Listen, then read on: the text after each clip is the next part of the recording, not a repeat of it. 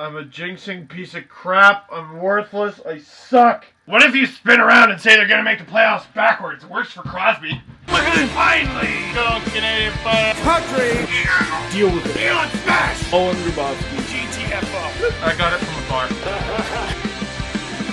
This ball's a hazard! I want workers' comp! Playoffs the make to going are Leafs the... I'm willing to try anything. Leafs lose 3-1 in regulation to the Pittsburgh Penguins, now going 0-3-1 since I said they were going to make the playoffs. I said it backwards with my jersey on backwards. I didn't shower for this video, which I did a lot more the first 10 games of the season, and look how they did. Please keep watching. And the even worse part is they should have won. They didn't sort of outplay the Penguins. They really outplayed the Penguins. And I ruined it. Sometimes, despite all reason, all effort, advanced stats, Sidney Crosby.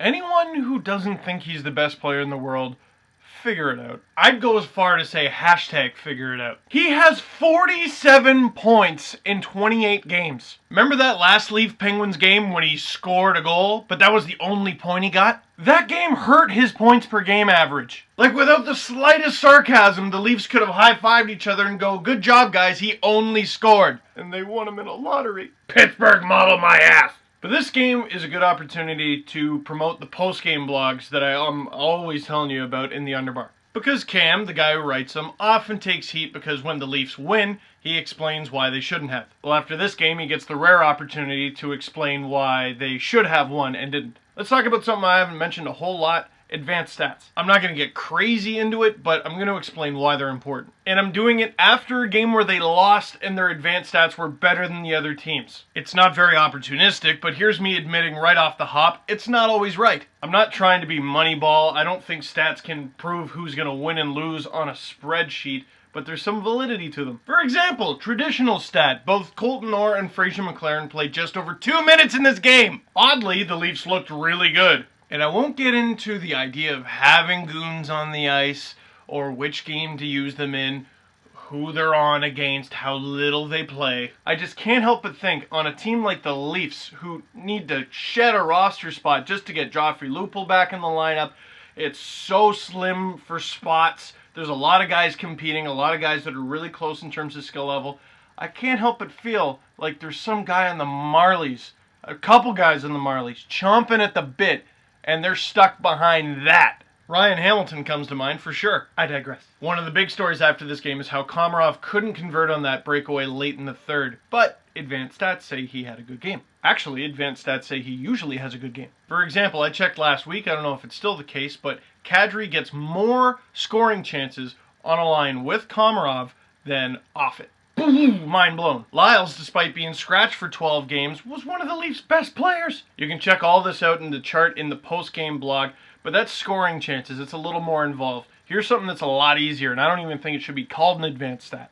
Offensive zone starts and defensive zone starts. Now, what do you think that means? It probably sounds like someone who takes a face-off in the offensive zone and someone who takes a face-off in the defensive zone. Or if it's a defenseman or a winger, they're there. They're not the ones taking the face-offs, but they're starting in the zone. Which brings me to Mikhail Grabowski. Supposed to be the Leafs shutdown center, right? Well, we know that. We've been talking about it, and a lot of other blogs have been talking about it, but for some reason, the narrative always seems to be, on TV that is, that Grabowski is snake-bitten. Phil Kessel hit 46,000 goalposts in the first 10 games. That's snake-bitten. Here's what advanced stats say Grabowski is. Heading into last night's game, Grabowski started less than 35% of his shifts in the offensive zone. Now that doesn't sound like he's given a lot of opportunities to score. That's third worst on the Leafs behind Kuhlman and Jay McClement. And while we're here, why doesn't Kuhlman score? There you go. Grabowski ends just over 40% of his shifts in the offensive zone. Also third worst on the team.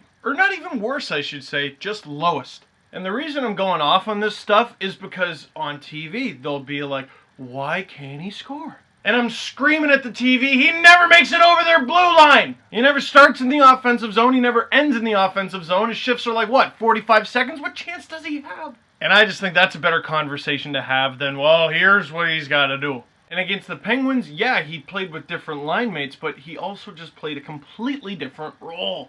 So, question of the game, is that so hard to grasp? Here's your homework. post-game blog in the underbar. Check it out, always. Cam makes some interesting points, talks about the game. He's also got this big chart of scoring chances. Some guys did pretty poorly, some guys did pretty well, and you'll also notice that Orr and McLaren are just this black hole of nothingness. And after that, I'm going to put the URL in the underbar, behindthenet.ca. Go to behindthenet.ca and just start dicking around with the stats. It's got things like Corsi if you're into that, offensive zone starts and finishes, defensive zone starts and finishes. It even has penalties taken and penalties drawn, in which you'll see Nazem Kadri, one of the best in the league at drawing penalties.